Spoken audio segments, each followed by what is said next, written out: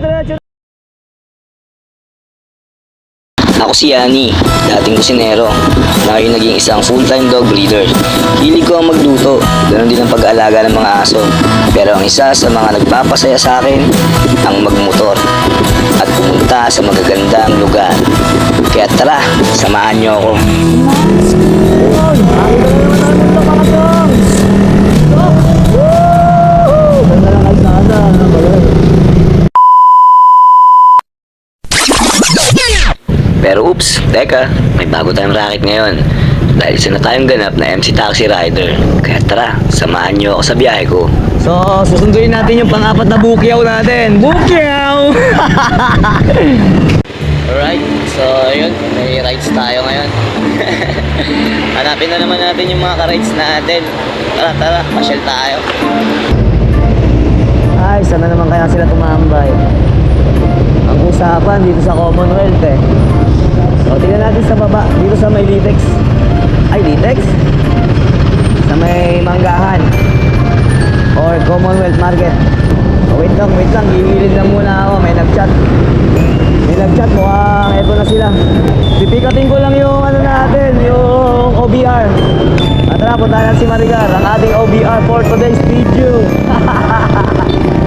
Ma'am Maricar, yun si Ma'am Maricar, ang ating OBR for today's video. Pila muna tayo rito sa terminal. Mga kamubit natin gumagawa ng terminal dito eh. Pang ilan ba tayo? Nako, makababa pa rin pila. 1, 2, 3, 4, 5, 6, 7, 8, 9, 10. Pang 11 ako. Ayun, nailip na yung isang kamubit natin. Pang 11 ako, putek.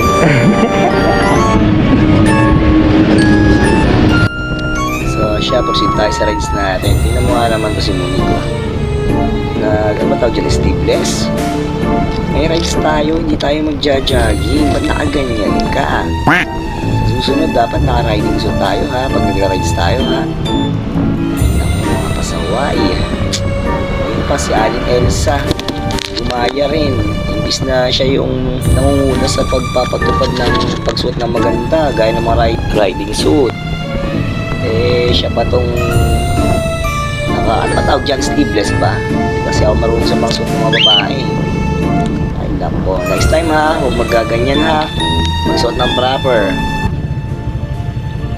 Oh, buti pa tong grupo natin na to. Medyo maganda yung pagkakailahilera, hindi watak-watak. Pero may nakashort pa rin. So, next time, huwag magaganyan ha. O siya, go, go, go. Abante na, abante na. Yan ha, yan. Oh, yung nakashort na yan ha, next time. Ay, nako, sisipain ko talaga kayo sa GC. Alam nyo ba guys, isa sa mga pinakagusto kong oras ng biyahe ay morning. Dahil gustong-gusto kong tinatamaan ng araw gaya niyan. So, hindi ko alam kung bakit, pero ewan ko, parang ang gaan-gaan sa pakiramdam. Tsaka parang feeling ko lumalakas ako. So, ayun, may nakashort na naman tayong kasama. Ay, nako, dalawa pa nga sila. Ay, ay, ay, ay, ay, ay, ay.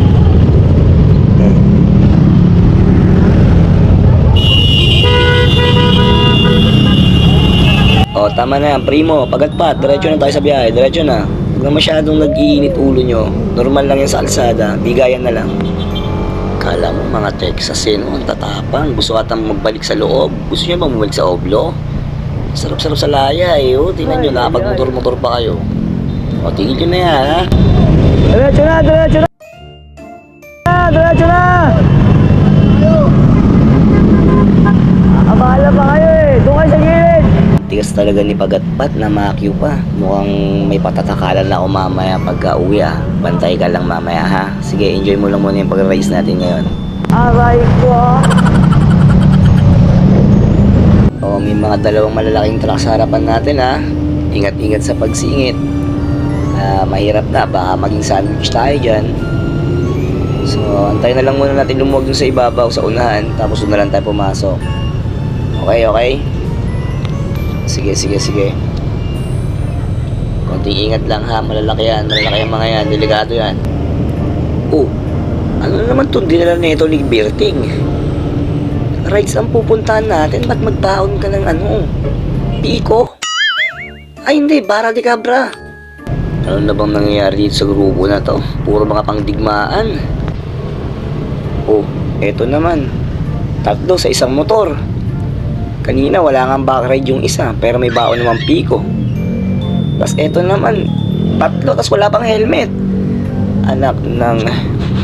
Patay tayo dyan, baka masilip tayo ng LTO niyan.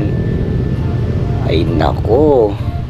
Itabi nyo muna yan dun sa gilid. Huwag muna kayong sumama sa ano natin, sa outing natin. Mahirap yan, delikado. Ikaw rin, nakashort ka pa.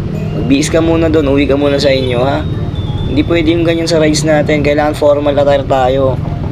Hanggat maaari, dapat mga ano tayo, naka-tuxedo. Hindi, charot lang.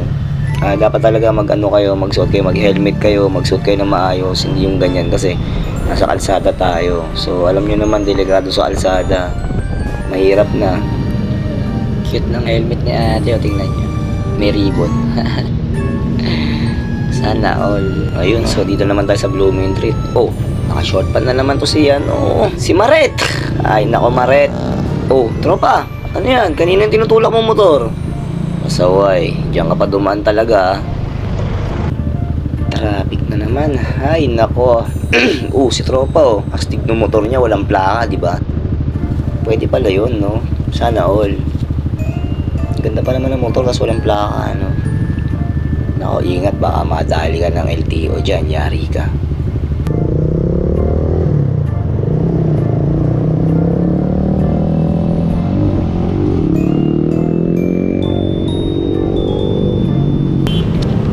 Oh, wala ba naiwan? Okay naman ba lahat?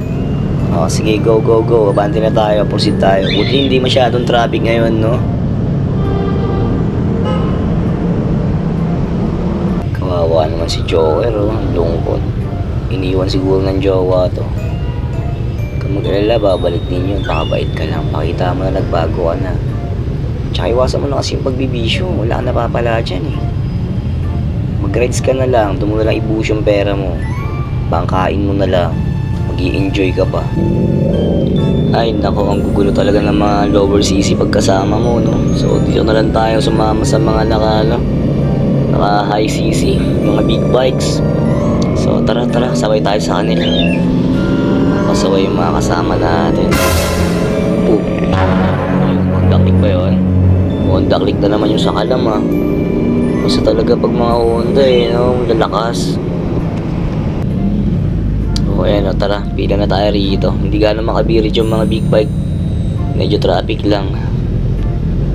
Ayan, dyan lang sila lugi pagka ganito. Kasi pag singit-singitan, mas nakakasingit yung mga lower CC gaya ng mga gamit namin.